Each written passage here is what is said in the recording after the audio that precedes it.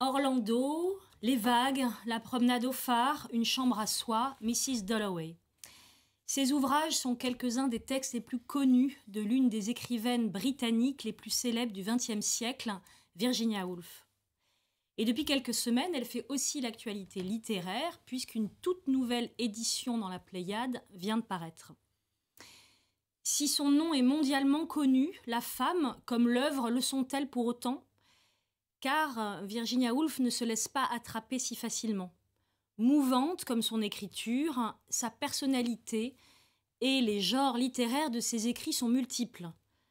C'est pourquoi Studio Lacan est enchanté de recevoir pour le Divan dans le Monde Anne Beynaud, enseignante et présidente de la Société d'études woolfiennes, pour nous accompagner dans notre plongée dans l'œuvre et la vie de Virginia Woolf. Et puis, la littérature, cette fois-ci conjointe à la science, sera aussi au centre de l'écho de la culture, puisqu'Éric Laurent y viendra nous parler de Maniac, le roman de Benjamin Labattu. C'est parti.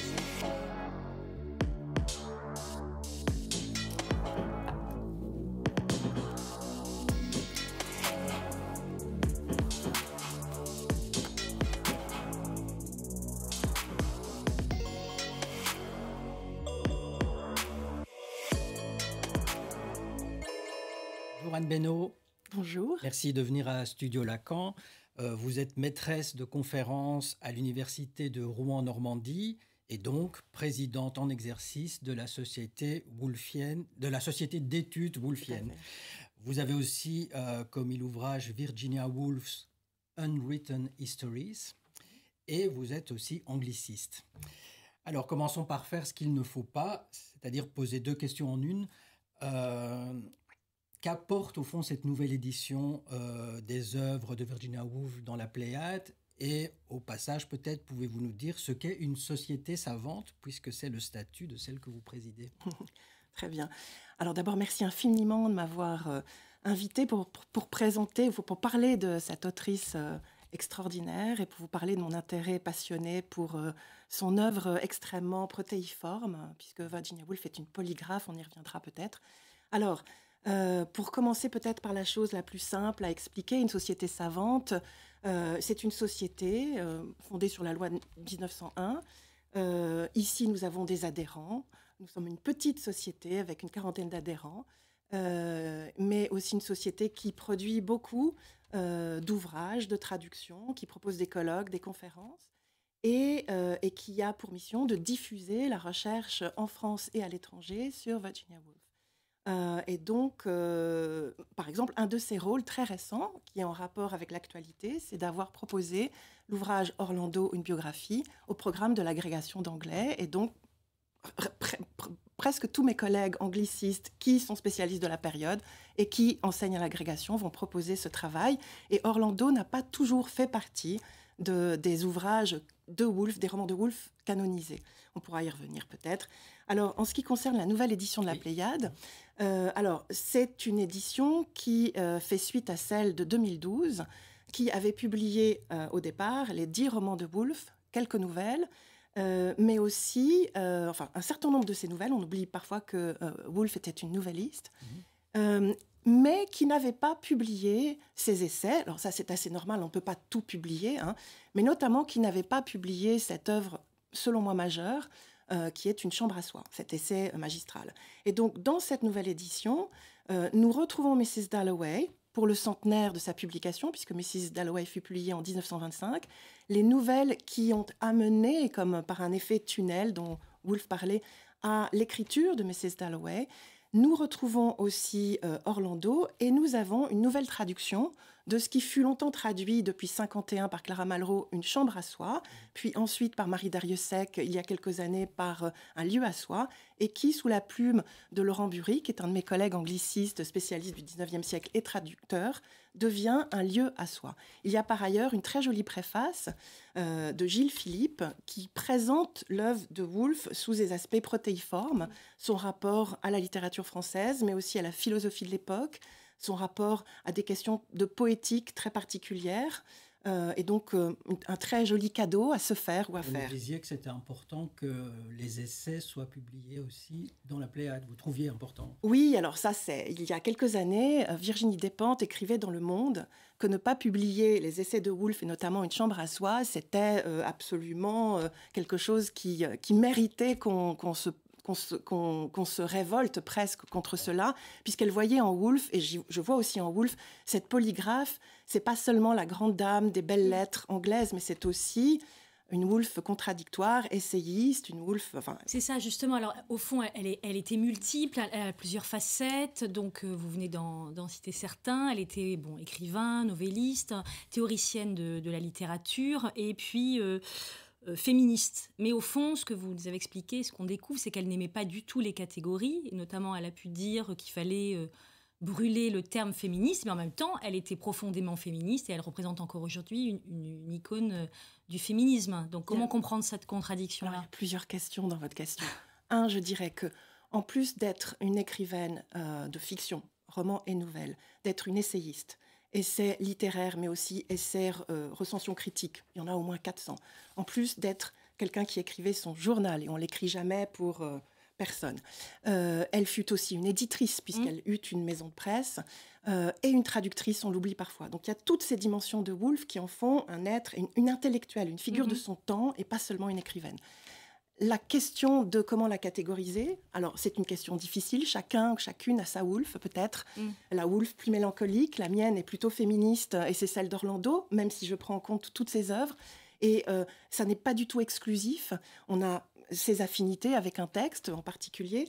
Alors, elle refusait les catégories pour lier ça et au féminisme et à la question que vous avez posée et à la question, je dirais, du genre et de ce côté protéiforme de son œuvre. Parmi les catégories sur lesquelles elle a travaillé, il y a les catégories littéraires, des genres. Donc, ses œuvres ne sont jamais juste des romans. Il y a un roman-théâtre comme Entre les actes, le mot « acte » dans le titre. Il y a des romans-essais, il y a des romans plus historiographiques, il y a des biographies fictionnelles comme Orlando ou cet ouvrage Flush de ce petit chien dont on parlera peut-être. Donc, elle décatégorise, y compris les genres habituels de la fiction en histoire littéraire, celles qui se retrouvent dans les anthologies, dans les canons. Quant au mot féministe, première réponse. D'abord, Woolf fut préoccupée par la question des femmes artistes, des filles, des mères, des épouses, des femmes militantes, de toutes les femmes, tout au long de sa carrière. En ce sens-là, et même si elle ne fut pas une militante politique, au même titre que ses consoeurs amies, les sœurs Pankhurst, par exemple, qui furent des suffragistes ou des suffragettes qu'elle a fréquentées, ou au même titre que sa très grande amie compositrice Ethel Smythe, qui fut une grande figure du féminisme anglais, même si elle disait que c'est dans son écriture qu'apparaissait son engagement politique, je ne pense pas qu'on ne puisse pas lui attribuer le qualificatif de féministe. En revanche, effectivement, dans Trois Guinées, ouvrage dont on attend encore la retraduction, pamphlet pacifiste, féministe et post-impérialiste, Woolf dit qu'il faut brûler le mot. Et ceci a déclenché beaucoup d'écrits, d'encre et de controverses. Or, il faut relire, comme à chaque fois qu'on a une controverse avec Woolf, il faut relire Woolf précisément dans le texte, tout est très précis, et elle dit qu'un jour viendra peut-être, et ça c'est une vision utopique, où on n'aura plus besoin de ce mot. Et où, justement, c'est un petit peu comme la journée de la femme, finalement, où on n'aura plus besoin de ce mot, puisque, justement, les hommes et les femmes pourront ensemble contribuer à faire un monde plus démocratique et meilleur. À ce moment-là, le mot pourra être brûlé. Alors, évidemment, elle le fait au moment où on brûle des livres parce que Hitler. Donc, on peut trouver cela maladroit ou provocateur. Cet essai l'est vraiment, c'est un pamphlet, mais je pense qu'il faut revenir à chaque fois à la source du texte. Bon, vous avez déjà répondu en partie à ma question suivante, qui est que c'est une écriture, enfin elle écrit beaucoup, c'est une écriture qui est aux prises avec le contexte historique Absolument. dans lequel elle vit, le contexte social, le contexte familial, y compris le contexte de couple. Enfin bon, ce qui fait qu'il en découle un peu que Virginia Woolf, qu'on peut la lire ou qu'elle est reçue comme porteuse de questions sociétales aussi. Absolument. C'est ce que Absolument. Alors, moi, je distingue plusieurs phases dans l'écriture de Woolf. Il y a la phase de l'apprentissage dans la bibliothèque du père à laquelle elle a accès, puisque son père ne veut pas que ses filles aillent à l'université. Leslie Stephen, grande figure victorienne de critique et d'intellectuel. Et donc, elle a accès aux livres et à la lecture. Elle apprend... phase d'apprentissage aussi créative avec toutes ces recensions critiques, avec ces essais critiques. Ça commence par un travail de lectrice, de réflexion sur ce qu'est la littérature. Et puis les premiers romans d'apprentissage, La traversée des apparences, The Voyage Out, Night and Day, avant que n'apparaisse en 1922 l'année du miracle moderniste, où est publié l'Ulysse de Joyce, Jacob's Room, La chambre de Jacob, puis Mrs. Dalloway, un roman qui se déroule après la guerre en une seule journée. Et ça, c'est la phase véritablement de la Woolf des années 20, anti-victorienne, qui développe son propre style, sa propre esthétique. Et puis, on s'avance vers les années 30. Et là, la Woolf des années 30, elle est comme ses confrères, consoeurs. Elle est inscrite dans un présent. Ça a toujours été son cas, le présent de la modernité, mais pas juste de la modernité esthétique. C'est une modernité éminemment politique. Le présent est politique, c'est la montée des fascismes, la montée du nazisme. Je rappelle que son mari était juif et qu'elle avait déjà prévu son suicide éventuel au cas où Hitler et ses troupes débarquaient en Angleterre. Et donc, elle va écrire, elle va s'engager dans un travail qui est, dans les années 30, véritablement politique, mais y compris tout en maintenant son exigence d'une poétique, de la forme, d'une esthétique extrêmement travaillée. Donc elle répond à chaque fois à des éléments de contexte différents. Mm-hmm. Alors, donc son écriture est empreinte de la grande histoire, on n'a pas trop parlé de son histoire à elle, hein, de son enfance, de sa famille. Ouais. Oui, par exemple, alors, parce que c'est très présent aussi, le berceau dans lequel elle a été... Oui, elle vient d'une... Alors, Woolf, elle est en transition entre deux siècles, si je puis dire. Ses parents font partie de la bourgeoisie victorienne, lettrée. Son père, comme sa mère, surtout son père, qui est vraiment unique, un personnage critique, littéraire, une figure d'intellectuel très important. Elle dira d'ailleurs à un moment donné que s'il n'était pas mort avant ses 24 ans, elle aurait eu du mal à écrire. Donc il y a ce côté, j'allais dire presque un peu freudien, j'ose m'aventurer, de la prégnance du père, en même temps très constructive. Et puis, c'est une famille compliquée, recomposée, puisque ses deux parents avaient été mariés au préalable. Il y a ses deux demi-frères qui ont eu une attitude plus que contestable sur Woolf, dont elle parlera très peu. L'agression sexuelle entre 7 et 13 ans, c'est quand même pas rien. Et puis, à 24 ans, elle a perdu et sa mère, et sa demi-sœur, et son frère Toby du typhus, et son père. Donc, la question de la perte, de la mélancolie, évidemment, de la mort, est très présente. Mais en même temps, dans cette famille, il y a un élan créatif permanent. Ce sont des lecteurs, ce sont des artistes. Sa sœur Vanessa Bell, qui va épouser le critique d'art Clive Bell, est peintre. Donc on parle dans son milieu et dans ce cercle d'intellectuels qu'elle a créé, qui s'appelle Bloomsbury, on parle de Freud qu'on traduit, qu'on édite et qu'on traduit. Elle et son mari ont édité Freud en anglais. Et ce qui est incroyable, c'est de se dire que, alors qu'elle dit ne l'avoir lu qu'en 1939, mais en fait, ils travaillent à la presse, Hogarth Press, tous les jours, en plus de leur travail, pour éditer des grands auteurs russes, Rilke, d'autres, les auteurs modernistes de leur temps. Et donc, ils font ce travail. Je suis perdue. Contexte familial. Et donc, un monde d'intellectuels extrêmement porteurs. C'est le groupe de Bloomsbury. C'est le groupe de Bloomsbury. On y trouve l'économiste Keynes, on y trouve des grands romanciers, poètes, T.S. Eliot et d'autres. Des gens sont seulement de passage, d'autres sont des piliers, si je puis dire, de ce groupe où les échanges, on défend... C'est aussi un groupe d'échanges sur le pacifisme entre les deux guerres. On était pacifistes, en général, sur une forme de liberté sexuelle aussi, sur les conditions de l'art, de cette avant-garde qui se dessine dans ces années folles. Donc, les échanges culturels, politiques, internationaux, les traductions aussi. Woolf a traduit du grec, du russe. Enfin, les échanges sont très, très nombreux et très fournis.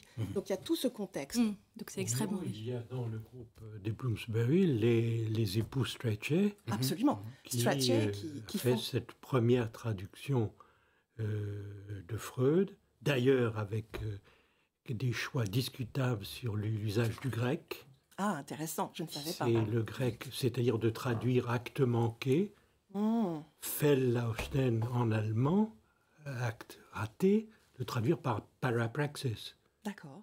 Et c'est l'introduction du grec, là, peut-être, était-elle liée un peu trop au milieu, disons. Alors, c'est intéressant parce qu'elle a pris des cours de grec, Woolf, donc elle aurait pu aider son grand ami Strachey, mais elle avait à la fois un intérêt, mais une certaine méfiance. Elle regardait ça de façon un petit peu distante au début, puisque Strachey fonde la British Sex Society. Déjà, le nom pourrait nous paraître un brin humoristique, hein, mais c'est un vrai travail qu'ils font, les époux Strachey, mais elle se méfie de cela. Hein. Elle en parle notamment elle parle de cette fiction freudienne, dit-elle, où les individus, les personnages, elle qui aimait tant la construction du personnage, deviennent des cas freudiens. Donc, elle est dans une espèce de distance comique, satirique, tout en étant totalement imprégnée par des discussions très profondes et tout en connaissant Anna Freud, tout en ayant lu William James. Donc, on ne peut pas la saisir, vous l'avez très bien dit, c'est avec des moments contradictoires, très grande critique, et en même temps, ailleurs, elle dit autre chose. Alors justement, on ne peut pas la saisir, est-ce qu'on peut saisir son écriture ? Moi, ça m'intéresse de rentrer un peu dans le détail de ça. Donc, vous venez de dire, son écriture peut être imprégnée par la mélancolie, par la tristesse, mais aussi, vous nous aviez dit ça quand on a discuté ensemble, par l'élan vital prodigieux que vous repérez. Et alors, au fond, il y a un aspect fondamental dans son écriture qui est la forme même, moi, que je décris comme une impression d'éclatement ou de dissémination. Vous me direz si vous êtes d'accord avec ces termes, puisqu'il y a une multiplication des points de vue, le style indirect libre, enfin un certain nombre de données dans l'écriture même, qui fait pour autant, tout de même, son monde, ce qu'elle écrit, la matière même, ne s'éclate pas totalement, il ne se réduit pas à la multiplicité des impressions, et que donc il y a une forme, est-ce qu'on peut parler de ça ? Et comment parler de cette forme qui ferait l'unité de ce qui m'apparaît comme un éclatement, mais bon, c'est pas le bon mot. Non, c'est une analyse à la fois très juste et qu'on peut peut-être compléter. Ce que vous décrivez, c'est ce qui fait qu'en tant qu'enseignante, c'est très difficile d'enseigner Woolf. Pas seulement parce que j'ai des étudiants de moins en moins lecteurs ou lectrices, mais parce qu'ils aimeraient pouvoir saisir d'emblée ce qu'il s'y passe. Or, justement, l'intérêt de Woolf, c'est d'accepter de ne pas saisir d'emblée ce qu'il se passe. C'est de se laisser porter par cette prose poétique incroyable. C'est de ne pas forcément retrouver dans le second roman que l'on lit la même chose que dans le premier. Donc déjà, il y a des moments d'écriture qui sont assez différents, des romans plus élégiaques, La promenade au phare, d'autres plus satiriques, ironiques, insérés dans la grande histoire comme Orlando, Mrs. Dalloway qui va combiner à peu près toutes les veines possibles de Woolf, Les Vagues, on est dans quelque chose, je ne sais même pas dans quoi on est, puisque Les Vagues fut adapté au théâtre et donc on est dans de la voix, dans du poème vocal, dans de la performance théâtrale et en même temps de la fiction. Donc ça m'est difficile de vous dire, Woolf, c'est ça, et je pense que c'est bien de ne pas pouvoir le dire. Le mot dissémination, pourquoi pas ? Je pense que vous renvoyez à la question du point de vue. Et c'est l'une des grandes questions chez Woolf. La question de l'identité, la question de l'individualité, de l'identité. On est effectivement une ère, j'allais dire, presque déjà post-freudienne. Pas tout à fait, bien sûr, il faut digérer Freud. Mais en tout cas, la question de ce qu'est un individu qui ne peut pas être d'une solidité cartésienne. Hein. D.H. Lawrence disait, mon personnage ne peut pas avoir la solidité d'un ego cartésien, en fait. Hein. Mon personnage est multiple, il y a de l'inconscient, il y a de l'instinct. Alors, elle n'utilise pas ces mots, hein, si vous voulez. Mais la question du personnage, c'est peut-être un fil, puisqu'elle écrit des essais là-dessus, ce qu'elle appelle Mrs. Brown. Le rôle finalement de l'écrivain, c'est de saisir par un nouveau réalisme, cette idée d'un personnage qui serait à la fois un personnage expérientiel, qui a des expériences, un vécu très, très subjectif, qui est aussi une conscience réfléchissante, qui renvoie un point de vue particulier sur le monde, Et du coup, il y a quelque chose de très fragmenté, potentiellement de très subjectif. Dans les romans, il y a plusieurs points de vue. On fait fi du narrateur omniscient qui serait un guide, qui nous prendrait la main et qui nous dirait voilà ce qu'il faut penser, voilà ce qu'il faut voir. Et donc, vous êtes avec une mosaïque qui peut donner l'impression du fragment, de points de vue. Mais Woolf avait aussi un second problème, comment dire la subjectivité de façon différente, mais comment aussi faire du collectif, comment parler du nous, comment être encore une communauté, ce mot commun, communauté, qu'elle va utiliser dans un recueil d'essais qui s'appelle The Common Reader, le leader commun, surtout pas le leader, le lecteur commun, et donc cette question de comment, que je trouve très contemporaine, comment l'assemblage de nos individualités subjectives peut faire un tout démocratique, peut faire une unité, ou en tout cas une communauté, on n'est pas dans le communautarisme, une communauté de lecteurs, une communauté de personnes capables de faire des choses ensemble. Et alors ce sont uniquement des expériences littéraires ou d'écriture, ou bien ce sont des moments qui répondent aussi à différents moments de sa vie, de son état? Alors, c'est intéressant parce que très différents aussi. Peut-être je vais vous répondre en regardant ce mot « moment » qui est si important dans son œuvre. Je ne sais pas si c'était une autre question que vous vouliez me poser, mais il y a des moments dans sa vie au cours desquels elle va réagir à différentes choses.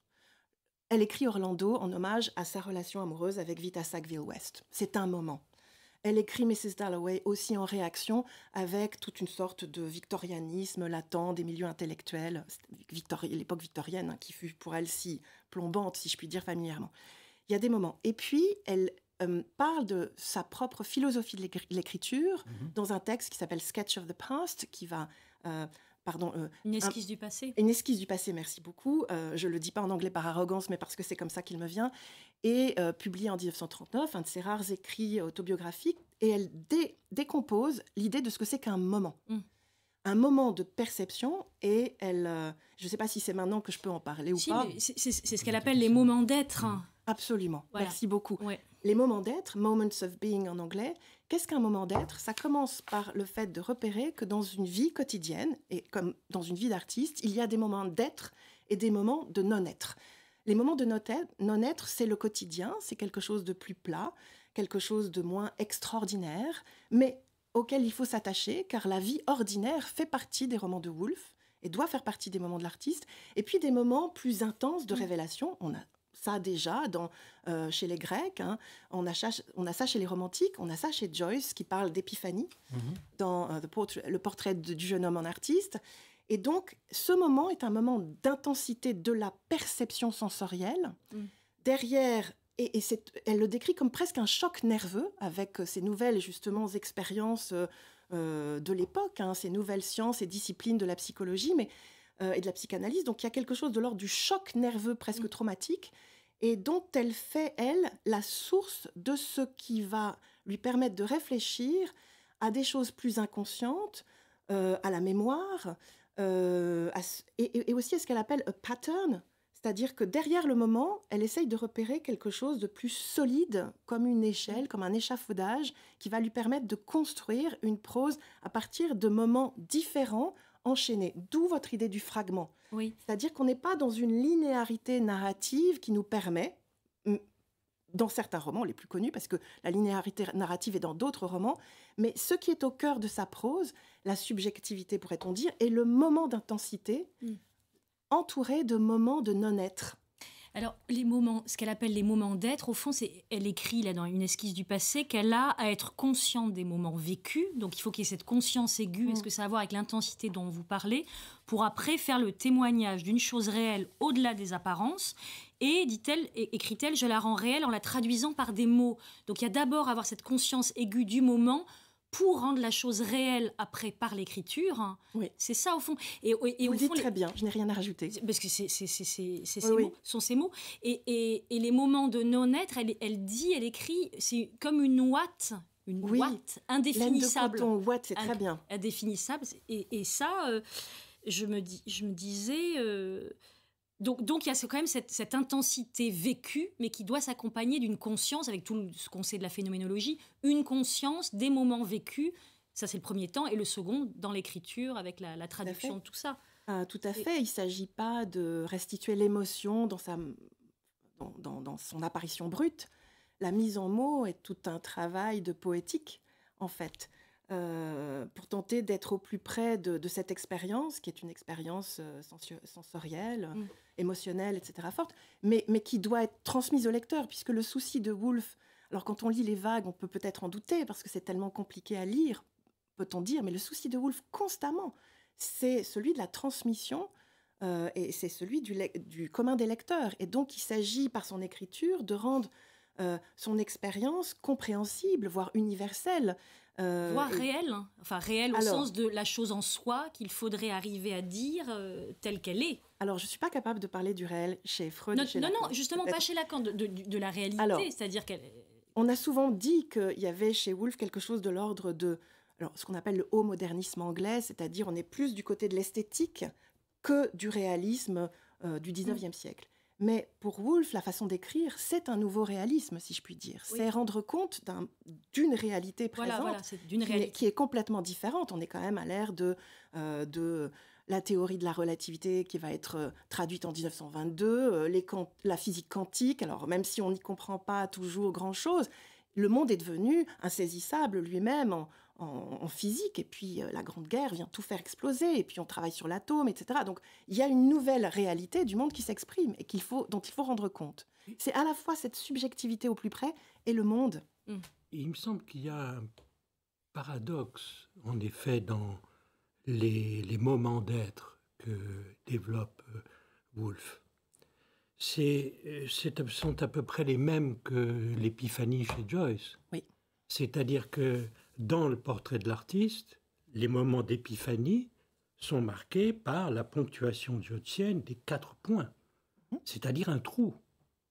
Dans la vie quotidienne, le paradoxe du moment d'être, alors c'est là où on pourrait discuter entre le rapport avec la phénoménologie, c'est que le paradoxe du moment d'être, c'est que ça fait trou.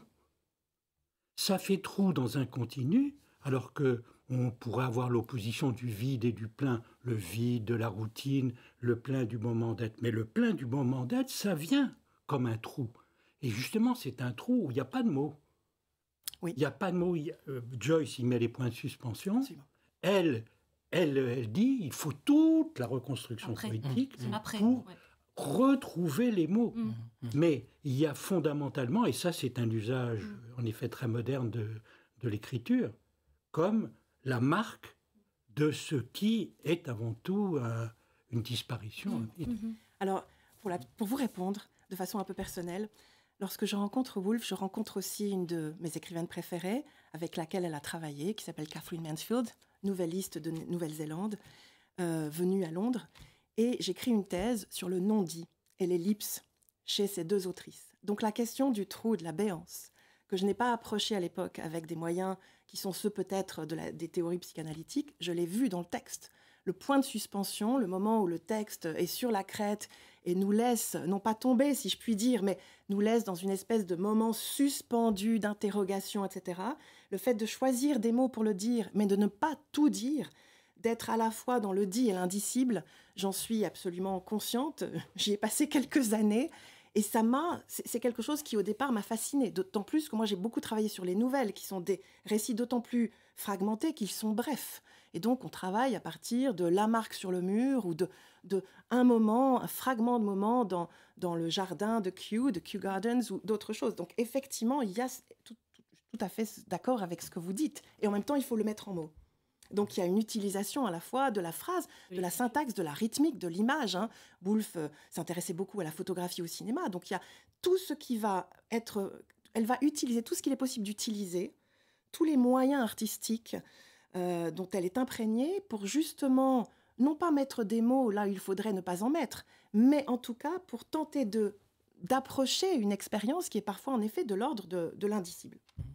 Oui, Éric Laurent a déjà dit un mot, et vous aussi, mais il y a toute une dimension de fonction de l'écriture chez Virginia Woolf, et d'ailleurs, qu'elle théorise, dont elle essaye de rendre compte, et toute une théorie de la littérature qu'elle développe, qui tourne autour, effectivement, de toutes ces trouver notions. Les mots, reconstruire avec le mot, et en même temps, c'est jamais le bon mot. Il y a un très bel essai qui s'appelle Craftsmanship. Désolée, j'ai pas travaillé à la traduction, mais peu importe. nos auditeurs ou nos auditrices pourraient le retrouver, mais où elle parle du mot comme en lui-même une sorte de palimpseste. Et je pense à ma collègue Anne-Marie Di Biasio qui a travaillé sur le palimpseste mémoriel chez les modernistes. C'est-à-dire que le mot est déjà étagé de tout ce... Il est porteur de toute une histoire de ce même mot. Et puis ensuite, il va être utilisé différemment par celui ou celle qui les utilise. Et donc, il y a un travail très, très, très intéressant, ce qu'elle fait sur les mots qui ont une histoire, elle qui était non seulement écrivaine et traductrice. Je ne dirais pas qu'il y a chez Woolf une théorie de la littérature, et c'est d'ailleurs peut-être pour cela, peut-être aussi parce que c'était une femme qui a écrit des essais dispersés que l'on a tendance à trouver fragmentés, mais on ne l'a pas canonisée au même titre que d'autres grands auteurs, en général hommes, de la littérature moderniste qui ont fait des manifestes, etc. Woolf refusait le manifeste. Et donc, s'il y a une théorie de l'écriture, elle peut se trouver dispersée, malgré sa cohérence, dans des essais divers. Parce qu'elle n'aimait pas, là encore, les catégories. Et donc, elle n'aurait pas souhaité qu'on la mette dans la case théoricienne, moderniste, du modernisme anglais. La littérature et l'écriture, c'est une expérience et une expérimentation des formes. Alors justement, comme c'est une expérience, Anne Besneau, est-ce que vous accepteriez pour finir de nous lire un petit passage court, celui qui vous plaît? Alors, pour peut-être Orlando. Terminer. Peut-être Orlando est le moment du changement de sexe, puisque, alors il y a Mrs. Dalloway, mais je pense à mes étudiants, mais je pense aussi à un de mes romans préférés. Allez-y. Donc au 3e chapitre, ce personnage homme, qui naît homme à la Renaissance, jeune homme à la Renaissance, devient femme en Turquie, après une transe de 7 jours. Le son des trompettes s'éteignit et Orlando se tenait là entièrement nu. Nul être humain, depuis que le monde existe, n'a jamais paru plus ravissant. En sa forme unique se combinait la force d'un homme et la grâce d'une femme. Le temps qu'il resta là, les trompettes d'argent tinrent leurs notes, comme si elles répugnaient à quitter le charmant spectacle que leur sonnerie avait fait surgir. Et chasteté, pureté et modestie, inspirés sans doute par curiosité, regardèrent furtivement à la porte et jetèrent à l'intention de cette forme nue un vêtement en guise de serviette de toilette qui malheureusement manqua son but de quelques pouces. Orlando se contempla de haut en bas et de bas en haut dans une psyché, sans montrer le moindre signe de trouble, et s'en alla vraisemblablement prendre son bain. Et dit le narrateur ensuite, quelques lignes et j'ai terminé, le narrateur biographe, « Nous pouvons profiter de cette pause dans le récit pour énoncer quelques affirmations. Orlando était devenu une femme, la chose est incontestable, mais à tout autre égard, Orlando restait exactement tel qu'il avait été. Le changement de sexe, bien qu'il altérât leur avenir, jeu sur les pronoms déjà, bien qu'il altérât leur avenir, n'altéra aucunement leur identité. » Merci beaucoup, Anne Besneau. Bon, écoutez, le divan dans le monde arrive à sa fin. Éric Laurent, vous vouliez ajouter quelque chose ? Non, ça donne tout à fait envie de relire à l'occasion de cette nouvelle parution et de voir comment se lie, disons, la dimension mélancolique de Virginia Woolf, comment la lit-on maintenant ? Bon. Très bien, je vous remercie. Merci beaucoup. Merci beaucoup de m'avoir invitée. Bon, et donc maintenant, nous allons passer à l'écho de la culture. Merci beaucoup.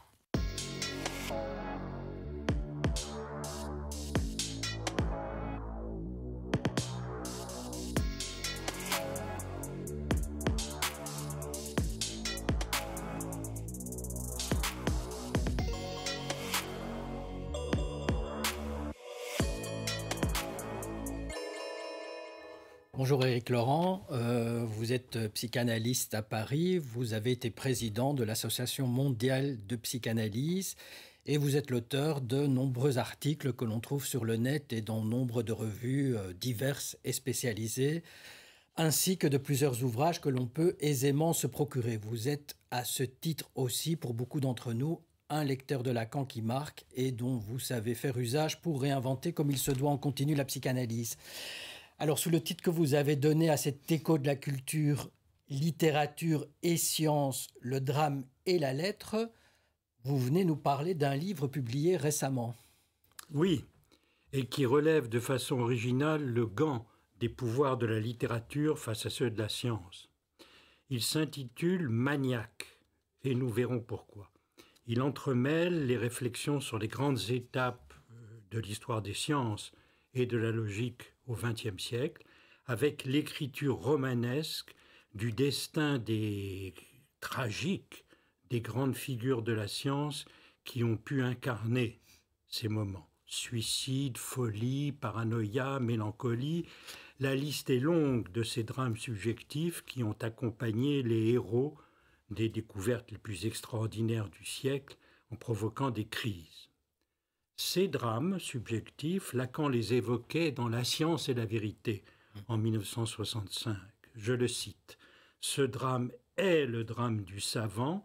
Il a ses victimes dont rien ne dit que leur destin s'inscrit dans le mythe d'Oedipe. Disons que la question n'est pas très étudiée.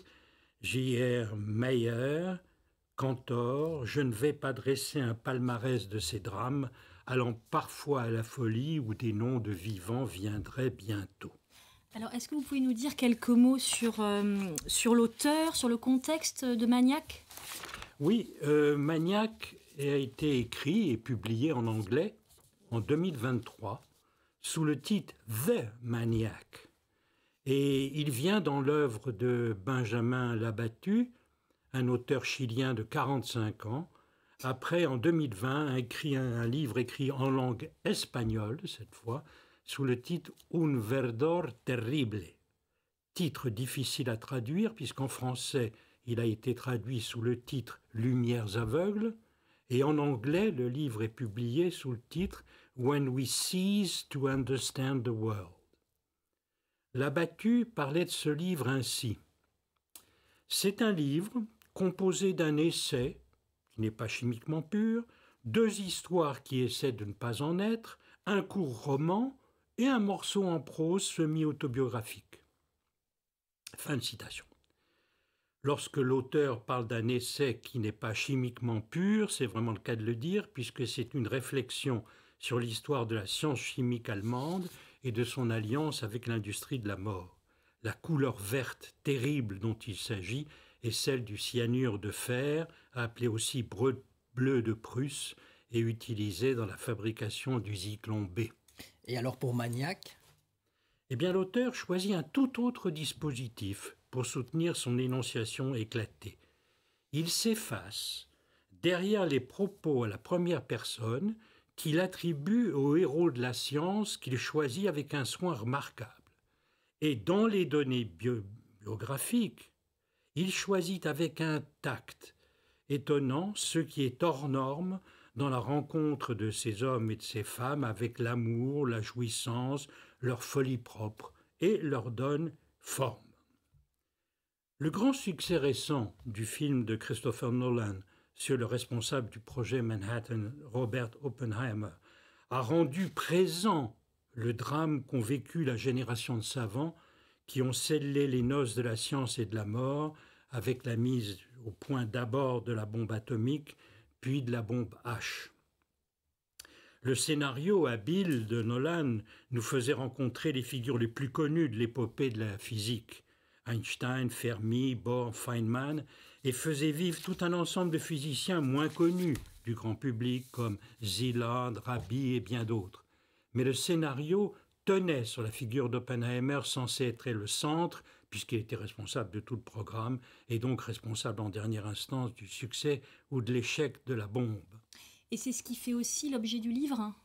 Alors, Maniac n'a pas choisi de se centrer uniquement sur les noces fatales de la physique théorique et de la course aux armements, mais sur les noces entre la nouvelle causalité physique quantique, les avancées de la logique mathématique de Gödel et Turing, la volonté de réaliser la machine à calculer universelle qui se déduisait de leurs travaux, pour en arriver aux défaites successives de l'intelligence humaine face aux machines dans les jeux de calcul que sont les échecs et le Go. Nous sommes donc projetés à 3 moments de l'histoire, 1933 et le refus de la mécanique quantique par Ehrenfest, 1946-53 pour la réalisation du calculateur nécessaire à la mise au point de la bombe, et 2016, l'année de l'affrontement entre le plus grand joueur de Go vivant et le programme d'intelligence artificielle AlphaGo qui le bâtit sans remède. C'est donc 3 moments de crise. Incarnés par 3 hommes. Pour le choc de la causalité quantique, l'auteur ne choisit pas Einstein, mais un physicien ami proche de celui-ci, Paul Ehrenfest, qui, le 25 septembre 1933, se suicide après avoir tué son fils handicapé de 15 ans atteint du syndrome de Down.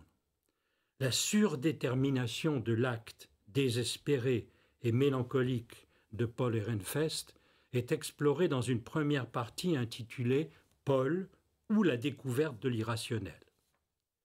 Pour le moment de ruine du programme de Hilbert par les théorèmes d'incomplétude de Gödel de 1931 et l'impossibilité de prouver la calculabilité de toutes les fonctions par Turing en 1933, l'auteur choisit la figure survoltée et polymathe de von Neumann, génie mathématique tant au niveau théorique que par sa volonté de réaliser le premier grand calculateur universel, le MANIAC de 1951, acronyme de Mathematical Analyzer, Numerical Integrator and Computer.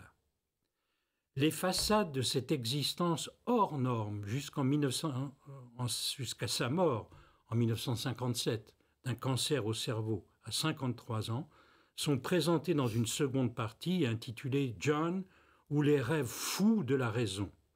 Elle fait parler John, né Janczó von Neumann à Budapest, ses femmes, ses amis, ses ennemis, ses collègues et jusqu'à Louis Strauss, le vilain du film de Christopher Nolan qui prononça l'éloge funèbre de von Neumann.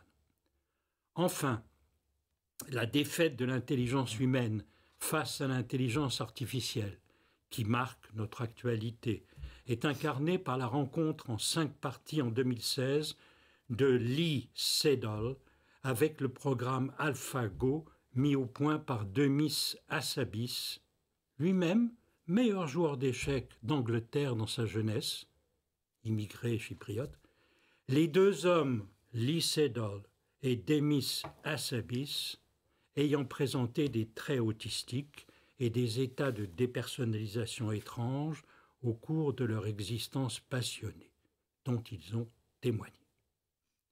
Il faut noter que le roman a été publié en 2023, donc écrit avant, et le choix de Demis Hassabis pour porter le moment IA de l'histoire de l'interface humain-machine est remarquable.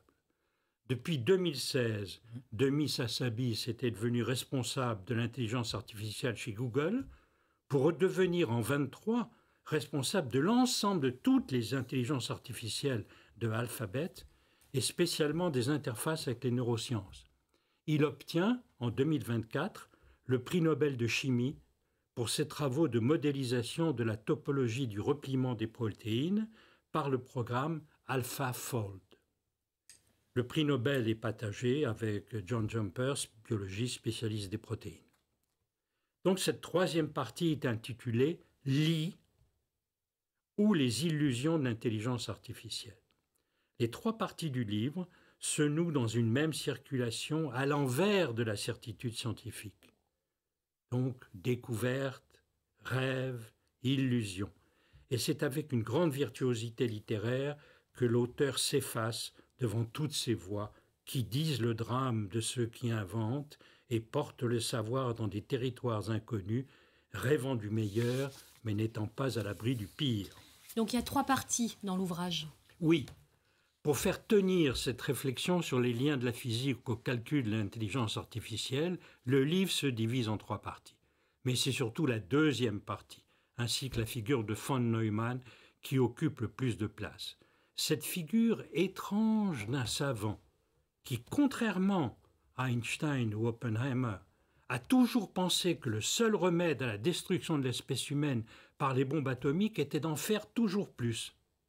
Ce personnage maniaque donne lieu à un tour de force littéraire où l'auteur fait parler la variété de ceux qui l'ont connu et écrit sur lui depuis son statut d'enfant prodige dans une famille d'intellectuels juifs fortunés, d'adolescent surdoué dans la Budapest des Roaring Twenties, puis mathématicien reconnu de tous, assistant de Hilbert, présent à la communication inaugurale de Gödel et accueillant Turing à Princeton dès 1936. Bref, c'est un foisonnement.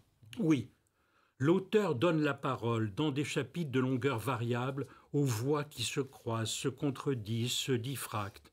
Depuis ses professeurs, Theodor von Karman ou Gabor Szego, ses amis d'enfance devenus aussi théoriciens de la physique comme Georges Polya ou Eugène Wilner, sa première femme, Mariette Covesi, sa fille Mariana, son père, Nicolas Augustus von Neumann, sa mère, Margit Kahn, et puis viennent les voix américaines, Richard Feynman, la seconde épouse, Clara, star du Budapest qui le suivit aux États-Unis en 1937, Oscar Morgenstern, avec lequel il écrivit le livre Princeps sur la théorie des jeux, des ingénieurs calculateurs comme Julian Bigelow ou Sidney Brenner, des savants rêvant de modéliser l'évolution comme Niels Hals Baricelli, et des militaires comme Vincent Ford veillant sur le délire cancéreux de von Neumann pour qu'il n'égare pas des secrets défense dans des oreilles inadéquates. Ce concert de voix entrecoupées font une polyphonie de styles littéraires les plus variés, maniés de main de maître. Est-ce que Benjamin Labattu a des influences littéraires qui ont compté pour lui? Oui, et il les cite, car non seulement c'est un romancier, c'est aussi un théoricien de la littérature. Il distingue spécialement comme influence celle de W.J. Sebald, l'auteur d'Austerlitz, qui est pour lui le meilleur écrivain du XXe siècle. Bien sûr, il y a celle de son compatriote chilien Roberto Bolaño, voire de l'Argentin Ricardo Piglia. Comme chez les deux grands auteurs de la nouvelle littérature sud-américaine, on perçoit chez Labattu, sans que ce soit jamais à la manière d'eux, les échos des grands stylistes de langue anglaise, qu'ils soient anglais ou américains. Et l'auteur fait preuve d'une véritable virtuosité dans ses voix, où chacun a un style lorsqu'elles énoncent une facette de ce qu'incarne von Neumann. Par contraste, la dernière partie, sur le match AlphaGo-Liseold, est vraiment relatée comme un match sportif, avec la rhétorique et les rebondissements liés à ce genre d'événements, bien qu'il s'agisse de pures attractions. Le défi est là de nous tenir autant en haleine que le documentaire AlphaGo, réalisé comme s'il s'agissait d'un affrontement de MMA.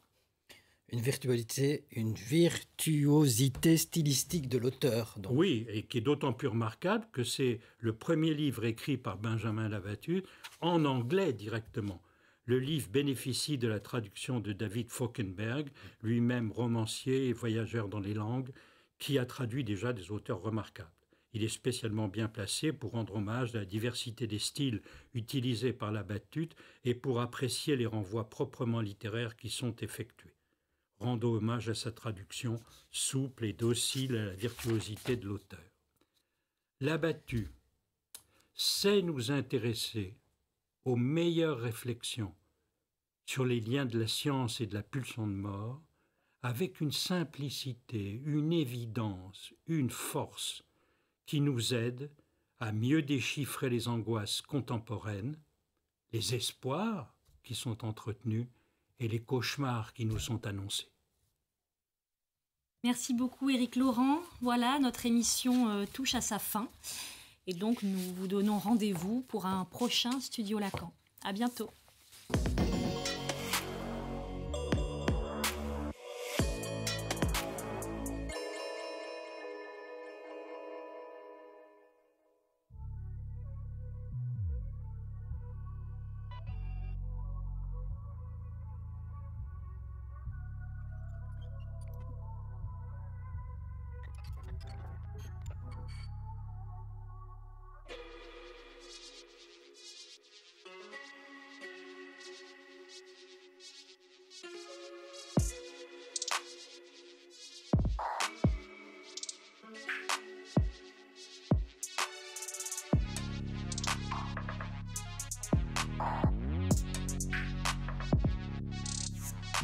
Thank you.